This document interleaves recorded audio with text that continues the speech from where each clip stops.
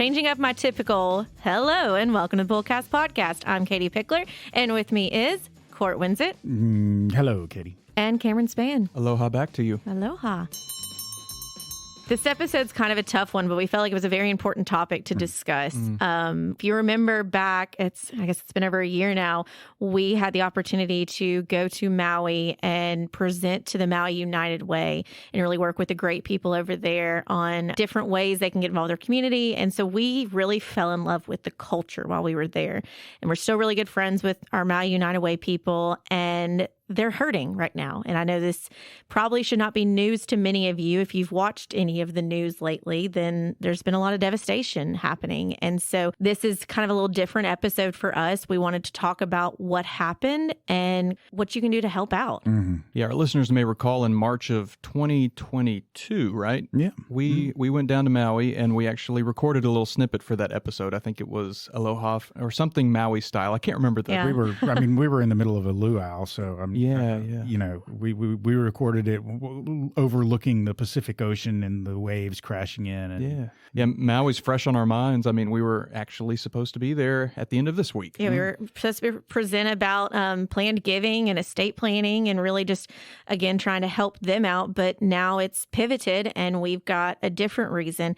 And kind of the reason to bring this up is we want to talk about Maui and talk about different ways you can get involved. But it's kind of one of those when disasters happen, a lot of people don't know how to help. And, you know, if it's not in your backyard, then you can't physically go and help. So what is the best thing for you to do? And it kind of goes into building with your budgets and stuff, because obviously you can't plan for disaster. But if you are a caring soul, then how do you know where's the best place to donate or where to help out somebody? And so this is just kind of what this episode's going to be. Yeah, our team was, I think a few members were chomping at the bit to go help. I mean, to pivot from speaking to helping clean up. But I don't think that's helpful because there are so many people displaced. How would that look if we were to take hotel rooms or a VRBO room? I think the most helpful thing for us is to sit tight. Yeah, so I know we're kind of going to discuss it, but they just had a ginormous wildfire that happened, utter destruction. It is one of the deadliest U.S. wildfires in more than 100 years. Cam, you said people displaced. Over 11,000 people are displaced as of this update about 4 hours ago. At least 114 people have died, at least 20 non-fatal injuries, and there's still 850 people missing. But I mean, these crews are trying to work through the rubble, trying to find people, but the number of people who jumped into the ocean, and it could be that there may be some of these people that are alive, but they are transplanted to different parts of the island. I mean, it's absolutely terrible. Yeah, and for our listeners familiar with the geography of Maui, the two places that got hit hardest were Lahaina and Kula. I was reading about this. So Lahaina is kind of at the foot of this mountain or this tall hill. In the disaster plans for the county of Maui, that is targeted as one of the areas that could be hit hardest by a fire because the wind is whipping down off that mountain and it's really dry. And it happened. Yes. When I was first trying to find information out about what was going on there, it was a day after the fires had started. And so I'm looking for updates on what's happened to areas. For instance, when we were planning on going, we were supposed to stay in Lahaina. So I was trying to find out what had happened to Lahaina. And all of the updates that I was seeing were saying, you know, they've lowered the alert level. It appears that the fire will go out before it reaches Lahaina and things like that. And I was thinking, what? I thought it had hit Lahaina. And it turns out the updates that I was reading were updates from the previous day. So they actually thought that they had, at some point during that previous day, they thought that it had not impacted as badly as it could have and that the fire was going to die off and that it wasn't going to hit. Well, it ended up, I guess, picking back up and ravaging Lahaina. I mean, Lahaina is basically, as I understand it, is basically gone now. Yeah, there's over 2,200 structures and buildings gone at this point, and at least 3,200 acres are affected. Property damages of over $5.5 billion. You think about the hurricane was going on nearby, Hurricane Dora. And so it was the wildfires with dry, gusty conditions created by strong, high-pressure areas north of Hawaii. It was just this combination that just happened. And I was looking at pictures and I was talking to somebody and I was like, it's crazy because, you know, there's like one structure that survived, like this house. And everybody's like, how did this happen? And it's almost like a fire moves kind of sporadically like a tornado in the sense that the embers that it's offshooting is then that's what's then causing all these different fires because it's one thing maybe burning, but it's shooting embers over here, which then catches a roof on fire, which then it just keeps spreading like crazy. Yeah. And, there's been a lot of backlash because, of course, when you step outside of the situation and you look into it, there's been a lot of criticism. And why didn't the officials sound the alarm? Why didn't they do this? Well, apparently the alarm that they have is for a tsunami.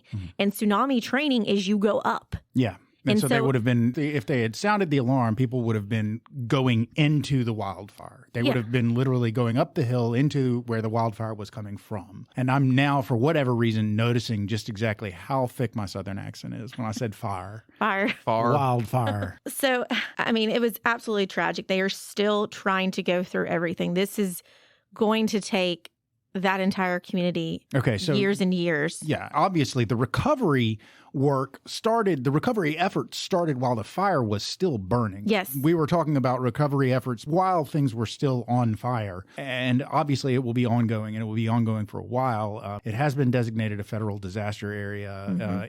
Obviously, our friends at Maui United Way are leading up a drive to raise funds and to distribute funds to people who have been affected by the fires.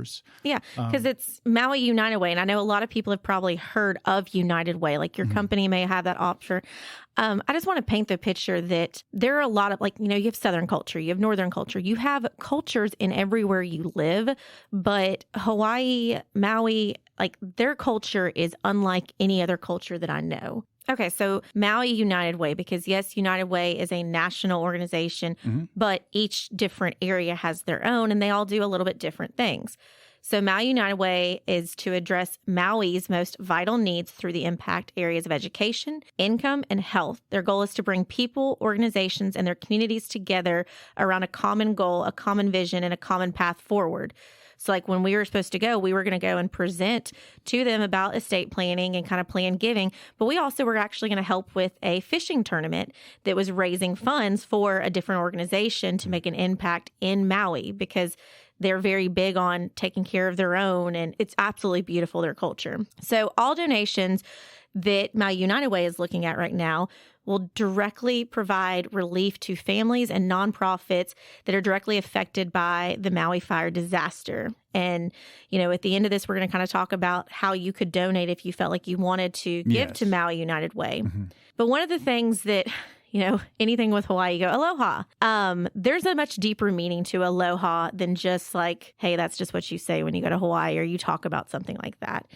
And so to improve understanding of aloha, we turn to the teachings of... I'll tell you what, I have no shame, so I'll try and say it. And I apologize if I'm getting it wrong, as always. Auntie Palahipaki. Yes, shout out to our Maui friends. We apologize if we butcher any of these pronunciations, but here we go. Okay, so the understanding of aloha. So aloha spelled A-L-O-H-A, right? So each letter is assigned a meaning. A. Akahai. Grace and kindness. L. Lokahi. Unbroken or unified. O. Olu. Pleasant, gentleness. H. Aha. Humble, empty. And A. Ahonui. Patient, waiting for the moment. Again, I apologize if I mispronounced any of those.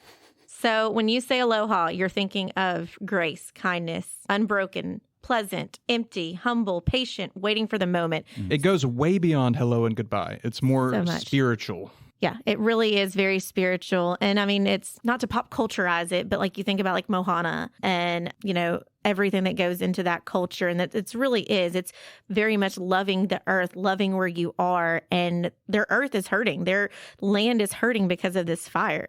So the recovery is still going on, obviously. Court, as you said, the Federal Emergency Management Agency is involved. So the fires have also raised awareness of a need to take steps to prevent wildfires in the future. Obviously, we talked about their acts of how they can alert people to this, that this is possibly a thing that we need to prepare people. It could happen. Yeah. I mean, wildfires have been certainly more prominently exposed, publicized, however you want to say it.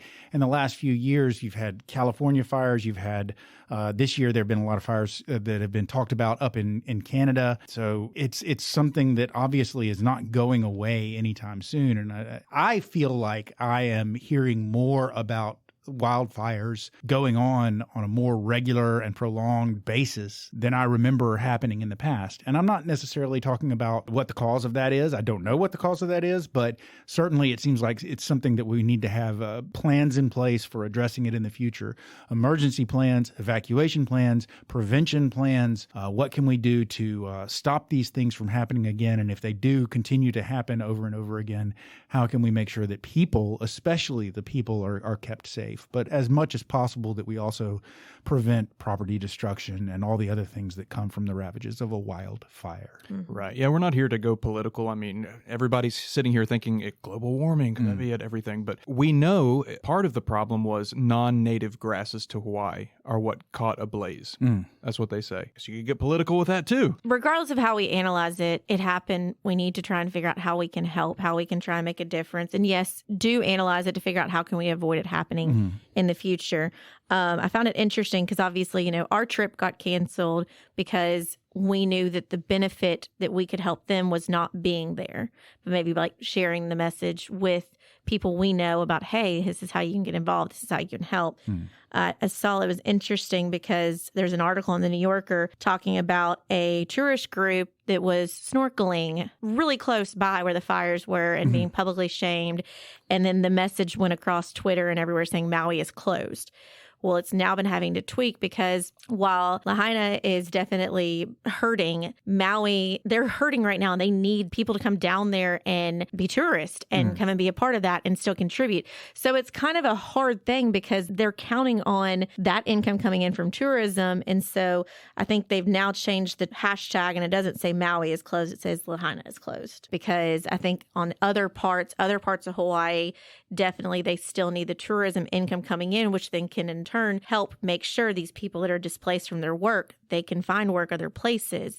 It's such a hard spot because it's like, how do you help? It's like, well, we don't want everybody flooding to Maui trying to help and be boots on the ground or to go and be a tourist because that just feels kind of weird. But it's obviously 2,200 buildings. Those were restaurants. Those were bars. Those were hotels. Those were all different places. Shops. I mean, we spent a lot of time in Lahaina when we were there last. And I mean, that's where, for instance, Mick Fleetwood's was. And that's where you could get the Dole Whip. Yeah, the Dole Whip. Yeah, that had a line out the door. And so they are now all those places, those people, if they were okay and they made it, like number one, they don't have a job anymore.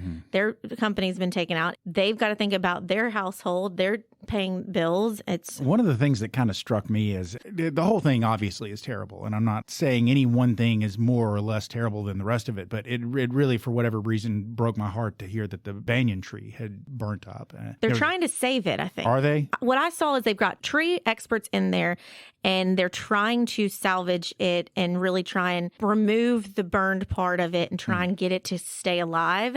But yeah, I mean, that's the thing is because talking about foreign grass and stuff being over there, that's a tree that's been there for a very long time. Forever. The tree was placed there in 1873. And if you guys haven't seen an image of it online, it's not just like a giant oak tree. It is sprawling for maybe an entire city block, it seems like. Low-hanging branches that you could climb. They go really in and out of the ground. It's beautiful. It's enormous. It's amazing. I've never seen anything like it. But I did read that, Katie. It made me happy that there is a chance that it could be saved. No, that's wonderful. That's great. And I mean, you just think about around here, if something happens, then we've got places far off that we could take the rubble and displace it somewhere else. This is an island. It's a lot harder to then just let's remove all that stuff. You've got all those burned vehicles, all this rubble, all this thing. So as they're trying to find people, trying to do things, it's not that they're just being slow. They're having to try and move this stuff and find where to put it to get it out of the way to then clear an area. They can't just have all these big dump trucks show up and then go dump it somewhere because then that's where they're going to dump it. Where did the dump trucks come from? Yeah. I mean, I'm sure they have construction equipment and dump trucks and stuff like that on the island, but it's in limited supply. And if they need more, where are those more going to come from? Anything that they need has to be shipped in, basically. So how do we help? How do we help? So Maui United Way is obviously a good friend of ours. They are doing a donation campaign. You can go to their website, mauiunitedway.org/disaster relief. Mm-hmm. And there's also another way. I've made it pretty easy on our website. Just go to picklerwealthadvisors.com and a little red banner on the homepage at the very top will get you right there. Yeah. So obviously, we are a financial podcast. Don't cash in your 401ks or something like that to do this. But if you do have a little bit that you're willing to help, then absolutely consider contributing, because even if it's, a couple of bucks, it really does make a difference. So don't feel like because you don't have millions of dollars to give that you can't be at the level of like Mick Fleetwood and some of them that are giving so much. It really does help and make a difference. Well, and if you have, for instance, maybe not cash, but maybe you have some stock that you've been sitting on that you didn't want to sell because it was highly appreciated. Yeah. If you had, stock that you bought at $1 and it's worth $1,000 now, you may just be sitting on it going, well, I don't want to pay taxes on that capital gains. You could potentially gift that stock to a charitable organization like Maui United Way, and you're not going to have to worry about the capital gains on that. So, that's another option.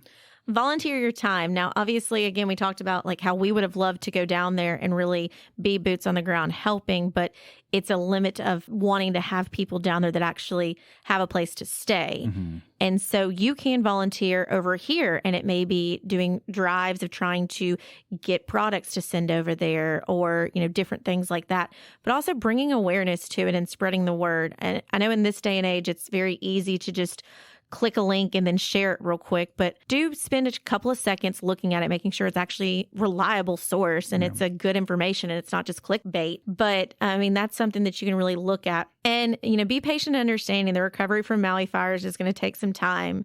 There's going to be lots of organization, lots of people being involved in it. They're doing the best, but these people are really trying to rebuild their lives and really keep the culture and integrity of Aloha. Yeah. They really are. Here's a perfect example. Obviously, we had a lot of moving parts to our trip that was upcoming, right? Mm-hmm. And so we're hearing about all of this going on, and we know that the chances are good that if disaster carries out the way they're projecting it possibly could, that our trip is going to end up being canceled. But that's not the first thing that's on somebody who's in Maui. That's not what's on their mind at that time.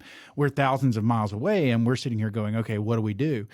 And then when we finally do decide that we're definitely canceling the trip, well, we've got to cancel our flights, cancel our reservations and so forth. But again, we're dealing with people that might be live on the ground in Maui that we have a reservation with. And so you're kind of going like, hey, I need to get this canceled, but obviously you may have other things going on. And so you've got to try and strike that proper balance and make sure that you're being respectful of what else is going on in their life. Mm-hmm. The same way, if you're eager to help, obviously they're probably eager to receive your help, but understand that there is a lot going on over there. And so they may just need you to respect that a lot is going on and make sure that you're being a help and not a hindrance. Yes, we're talking about Maui, but the thing is also, I know like a hurricane's hitting California and flooding and lots of destruction with that.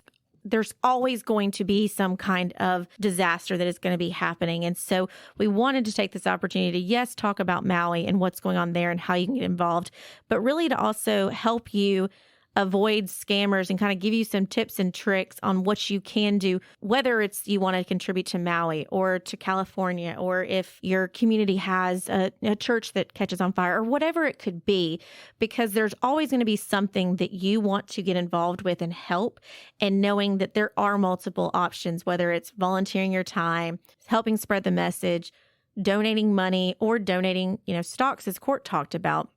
And so how do you make sure you're actually doing it the right way and that you're not getting scammed into it? Because my mom told me a horror story years and years ago. There was bad tornadoes that came through the Germantown area, and the schools collected children's clothing and collected toiletries, everything possible that somebody would need because they've just lost their home.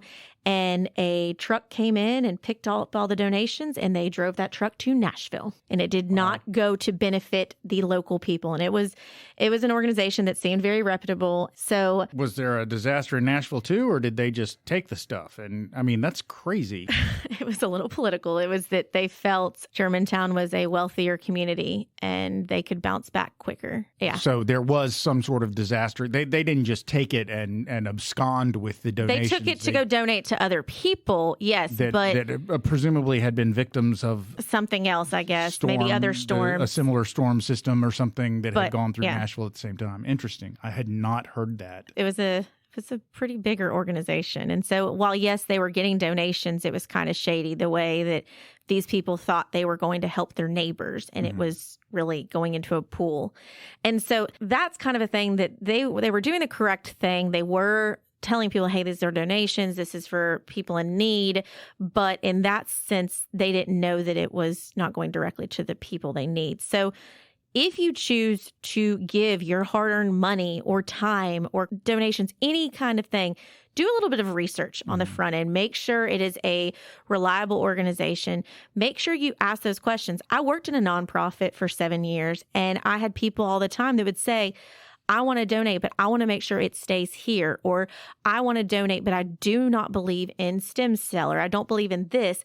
There are ways that organizations can pull your funds to go a certain direction and to not have anything to do with other things. Like we would have the money had to go 100% to research, no administrative costs, no expenses could be coming out of this donation. There are ways to do that, but I do want to be clear that there are certain rules that apply to the way that money can be given in terms of disaster relief and what the IRS requires in terms of money that is received or given in terms of disaster relief. You can't necessarily designate a specific group of people. It has to be just broadly, generally, victims of the disaster, people that were actually impacted by whatever disaster it is you're trying to help. They have to be the ones that are the recipients. So right now, what we're looking at is a situation where if you donate, you're donating basically to a general fund to help the disaster victims of the Maui wildfires. Yeah. And then they'll split off who needs it. Yeah, they're going to determine where those funds go. Yeah. So what you're doing with this is you're entrusting in Maui United Way. If you chose to donate to them, you're entrusting in their mission, their fiduciary responsibility to then disperse the funds to those in need. Yeah, their website says 100% of the donations to Maui United Way stay in Hawaii. Yeah. So then you know that you're helping people in Hawaii with this.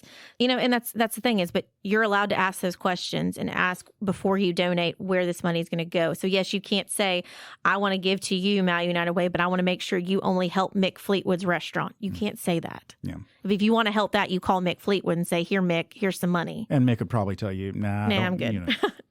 So only donate to reputable organizations.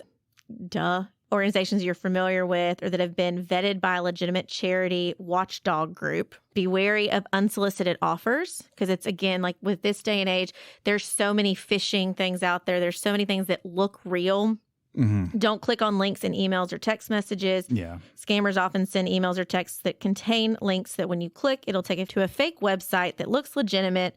Don't click any of those links at all. Even if it looks like it's coming from somebody you know, if somebody didn't call you and tell you, hey, I'm going to send you a link and you can click on that link. If you weren't expecting it, if it was just an email or a text message that you received that had a link in it, don't click it.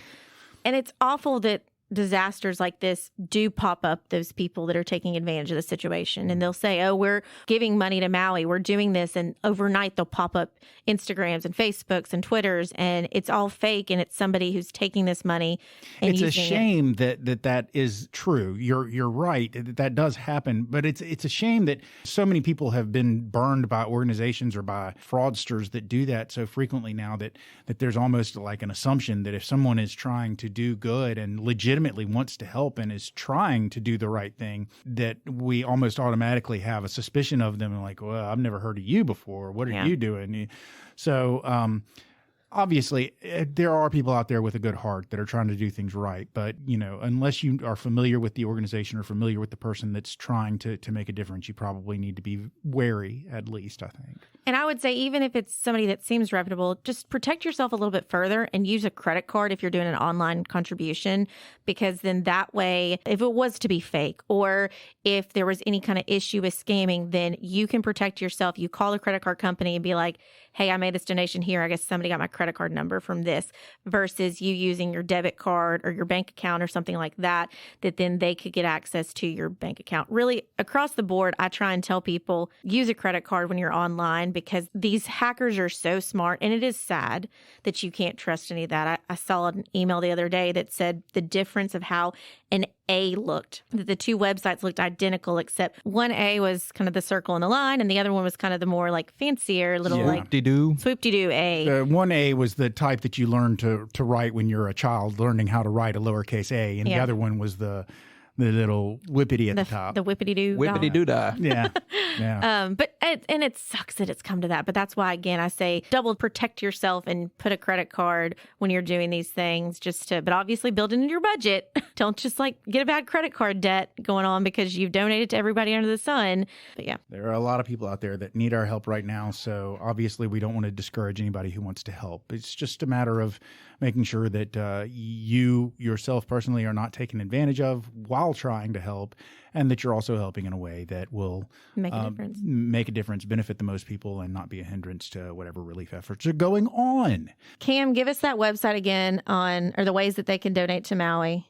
Yeah, it's mauiunitedway.org/disaster relief or picklerwealthadvisors.com. Perfect. Well, our hearts are definitely going out to everyone in Maui, and just whatever we can do to help. We're thinking about them.